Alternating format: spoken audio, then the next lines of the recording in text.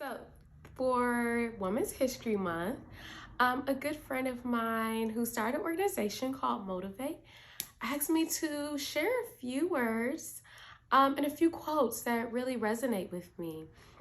And so this month, I really thought about over the years, I think we have seen so much greatness for women, especially Black women.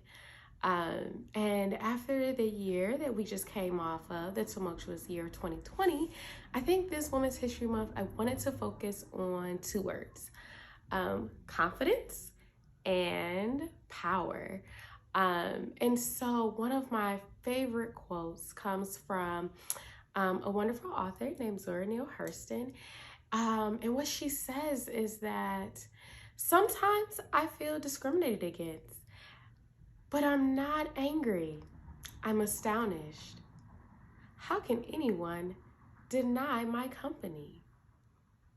When I hear that quote, it just reminds me so much to really love and believe in myself, to understand the power and the energy that I possess when I walk into a room. I think that throughout her literature, I think there was a common theme for us as women to be confident, know who we are, and not bow out to what anyone believes.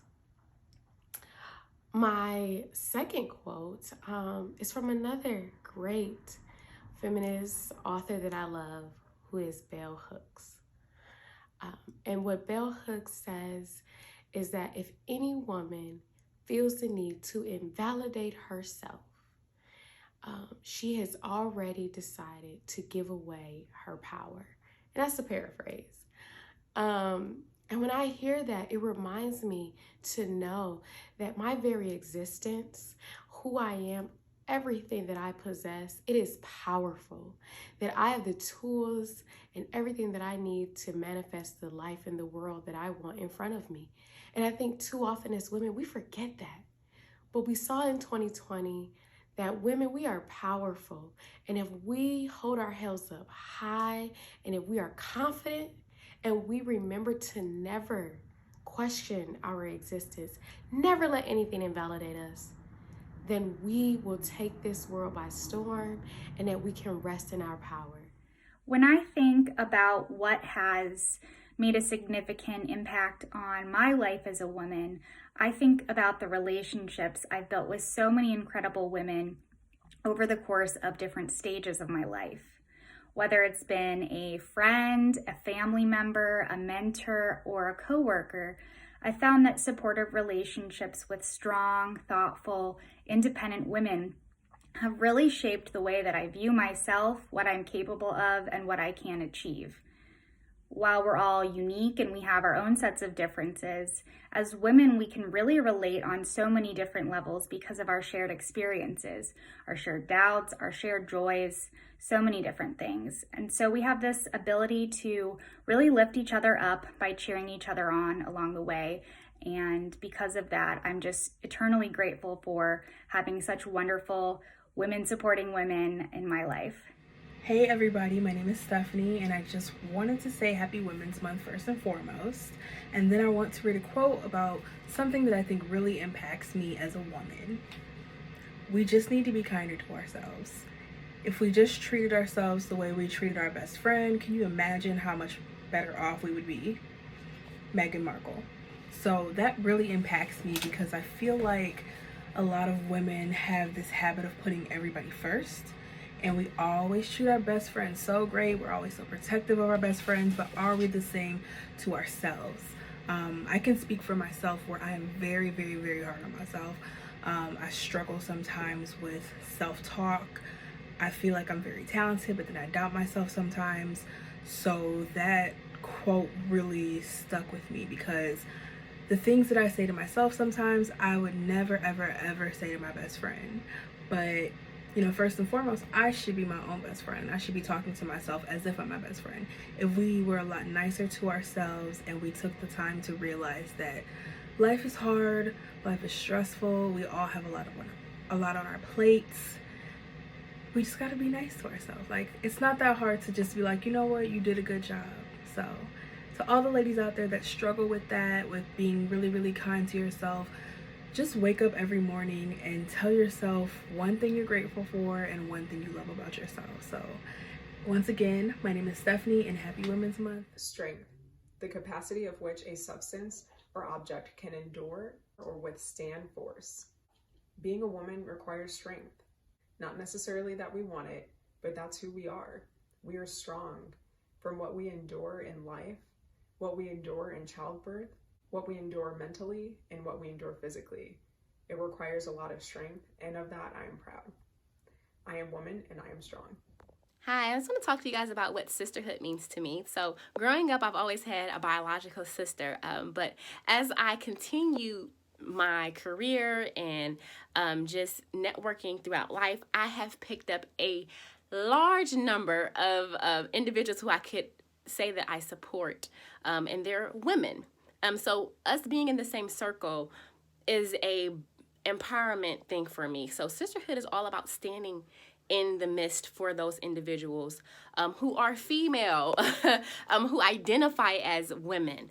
So just being there for them, encouraging them, hearing their stories, relating to them, giving them empathy, giving them sympathy, giving advice when you have it, sharing with other individuals about their abilities and their qualities, just being as if it is yourself on behalf of another woman, someone who identifies as a woman. That is the whole idea of sisterhood for me. Showing that love is so important because it comes back triple fold for you.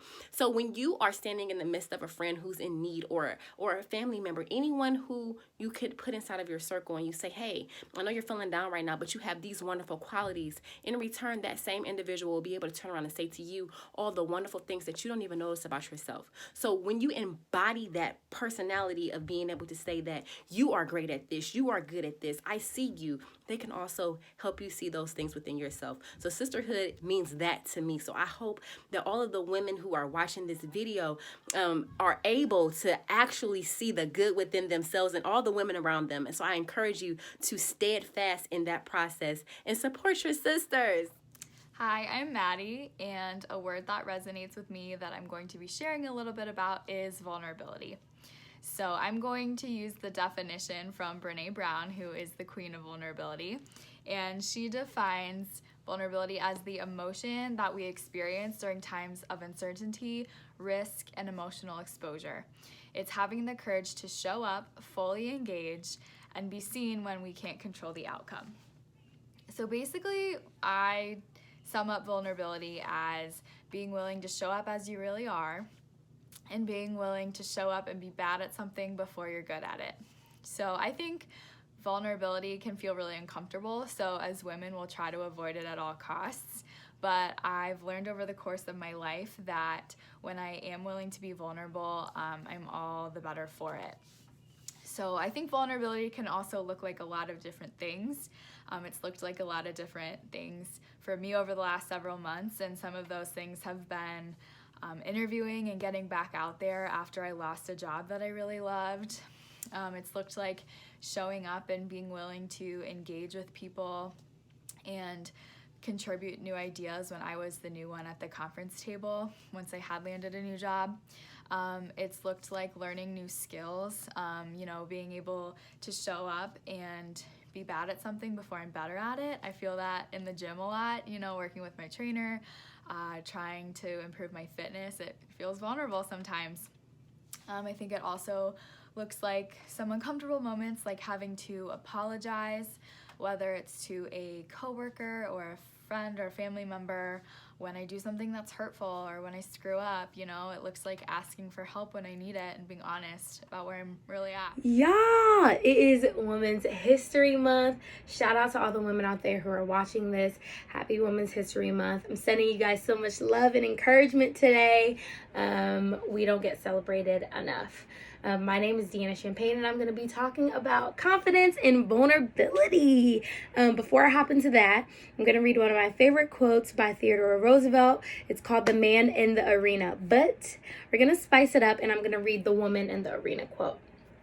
So it says, "It's not the critic who counts, not the man who points out how the strong woman stumbles or where the doer of deeds could have done them better. The credit belongs to the woman who's actually in the arena, whose face is marred by dust, blood, and sweat, who strives valiantly, who errs, who comes up short again and again, because there is no effort without error and shortcoming. But who does actually strive to do the deeds, who knows great enthusiasms, the great devotions, who spends herself in a worthy cause, who at the best, in the end, the triumph of high achievement, who at the best knows in the end the triumph of high achievement, and who at the worst, if she fails, at least she fails while daring greatly, so that her place shall never be with those who are cold, timid souls, who neither know victory nor defeat. I say that all to say that when it comes to confidence, it's all about showing up. It's all about getting in that arena. And that speaks to me because, like, as a woman, you have to have that confidence whether you're feeling it that day or not. You have to show up whether you're feeling it or not. You have to persevere and push forward whether you're feeling it or not. That also means showing up, doing your best, daring greatly, doing what you need to do, having other people's back and showing up even if you don't have anyone to have your back. So I love that quote. And one of my other favorite quotes by Brene Brown, who's an amazing woman, she says, "If you're not the woman in the arena and also getting your ass kicked, I'm not interested in your feedback." So often, so many people want to say, like, you should have done it this way, or men could do it better, and this, that, and the next. And it's like, I'm not interested in what you have to say because you're not in the arena and you're not where I'm standing. So that is what I have for you guys today. I'm so excited. Happy Women's History Month. Show up, show out, do your dang thing, girl. You are killing it. Even if no one around you is giving you the kudos, just know and have that confidence. Do it scared, show up. And if no one shows up for you, show up for yourself. That could look like getting out of the bed. That could look like taking a break, having a self-care day, taking a mental health day, so you can prepare yourself to be the best when you show up in your workplace, your friendships, your dating relationships, your marriage, and in the world. So love y'all. Happy Women's History Month. Keep killing it. Next month should be Women's History Month too. Hello, my name is Dr. Rachel Roos. I am here to encourage you today. I'm going to speak from a quote from Michelle Obama. It says, "Instead of letting your hardships and failures discourage or exhaust you, let them inspire you." Hardships, failure, discouragement. Those are all big whammies, big things that can punch you in the chest and get you down and get you depressed. But I'm here to tell you that you can overcome anything you put your mind to it. Like I always say, you are stronger than you think. You are wiser than you know. And I know that there are limitless possibilities that God can bless you with if you just try, put your effort, and put the time in. A lot of people in life can try to tear you down because that makes them feel better or because they feel low about themselves. But you can't let the discouragement of others or all the things that's going on in life that's happening get you down. I've been through a lot in my life, my short time. I'm only 30 years old. But in the midst of it all, I had to learn to, one, self-care, care about myself enough to know my worth. Two, take time out for me and stop always being a yes person to everybody. It's okay to help others, but at the end of the day, you got to think about you too, because you have to have the strength, you have to have the capability to be able to help others. And if you don't have that, then how can you help others? To be an encouragement to help others and help them in life and all things that are going in life, you have to be willing and you have to be healthy enough to be able to do it. God is so awesome. And guess what? I want to let you know that in the midst of your storm, in the midst of your discouragement, in the midst of your exhaustion, there is glory after. There's a rainbow after the storm. God is so awesome. And he can do anything that you need him and ask him to do for you. Even if you're not a strong person in your faith and you don't believe in God, guess what? You need to take the time, meditate on things, speak positive things in your life. Stop being around negative people. Don't say negative things out of your mouth all the time. Just be positive. I have made it my business to wake up every day to speak positive things in my life and to speak life into others. As I speak life into others, guess what? It gives me life just to know that I'm helping somebody else. Instead of discouragement, encourage. Instead of being exhausted, find yourself and get some rest. There are so many things that life has to offer. It's not always bad. There won't always be bad days, even though there are some. I'm not going to say they're not bad days. There are some. But you have to know, you got to wake up and start again. Get refreshed. Do what you need to do so that you can encourage you, so that you can encourage somebody else. I hope that I'm encouragement to you, and that I hope that you can take the time out for you.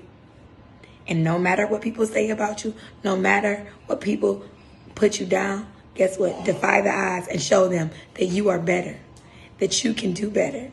Guess what? That's what I do every single day of my life. That's what pushed me to get what I am today, because I wanted to defy the odds, and I wanted to show everybody that told me that I couldn't do it, that said you can't make it, that you're not going to amount to anything, that you're having kids at a young age, that everything that you have in life that you wanted to go for yourself, it wasn't going to happen. Hey, I had a goals list by the age of 30. I beat that goal list, and I'm ready to start anew. Make a vision, make it plain, write it down, accomplish it, and move on to your next. Remember, I love you, God loves you, and there's always better after this. Hi, my name's Taylor, and March is Women's History Month. For me, no conversation around womanhood is complete without talking about family. In my opinion, that is a word that every single woman has to unpack for themselves to understand what it personally means to you. For me, that conversation started about 18 months ago. A male coworker stated something to the effect of, you should be happy to work overtime in excess of 60 to 70 hours a week because you do not have a family. Besides that being very hurtful to hear, it really got me thinking about what that word means. What is a family? And I thought about the fact that when a young couple gets pregnant, they talk about starting a family. So is a family just having children? Is your family non-existent until you bring forth life into the world? And I really don't think that's the case. To me, what I've discovered in the last year and a half is that family is whoever makes you feel the most loved, whoever cherishes you, walks beside you through the hard times, the good times, the scary times, the sad times, the fun times. That's your family. So if your family is your best friends and your dog, that's your family. Your family might be you and your spouse. Your family might be you and your parents and your siblings. Your family might also be you and a spouse and children. Your family might be you and children, adopted or biological. Family is what you make it. There's so much pressure on women to have a family. You're supposed to be career oriented until you have a family. You better have those goals. But the second you have a family, you need to be willing to give those up tenfold. And once those kids graduate from kindergarten or elementary school, you better be ready to reignite those goals and keep going from where you were. On another area, we think about when you're young, like 18 to 22, if you start having a family in that time period, getting married or having children, that raises some eyebrows. A lot of people will think, you're too young. You're going to get questions like, why don't you finish school? Why don't you get a job? Why don't you buy a house first? All these things, you're too young. And so you're celebrated for not having a family when you're young. And then somehow you blink and you're 27 and you're too old. People hear you don't have children and they're doing the math in their head. And telling you, you're going to be an old mom. When are you going to start having kids? I would just encourage everyone, don't do mental math around a woman's ability to have children or when she might have children. no one benefits from that. We live in a patriarchal society, and so there is a huge belief that there is a perfect time to have a family. And I hope that through this and in this month, you might be able to hear, maybe for the first time ever, that whatever your family looks right now is perfect. Every woman has the perfect family as long as she's choosing what that family looks like. No one can choose it for you, and no one should degrade you based on what your family looks like. And I hope that every woman feels celebrated and loved by the family she's chosen. Happy Women's Month.